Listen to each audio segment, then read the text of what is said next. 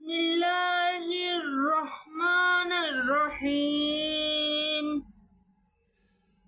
সানা সুবহানাকা আল্লাহুম্মা ওয়া বিহামদিকা ওয়া তাবারাকাসমুকা ওয়া তাআলা জাদ্দুকা ওয়া লা ইলাহা গায়রুক। এটা অর্থ হলো, হে আল্লাহ, তুমি পবিত্র, সকল প্রশংসা তোমারই। তোমার নাম মঙ্গলময়, তোমার মহিমা অতি উচ্চ, তুমি ব্যতীত অন্য কোনো উপাস্য নেই। প্রিয় দর্শক শ্রোতা ভাই ও বোনেরা, আমার ভিডিওটি কেমন লেগেছে? ভালো লাগলে অবশ্যই আমাকে লাইক, কমেন্ট, শেয়ার করবেন। সবাইকে ধন্যবাদ। আসসালামু আলাইকুম।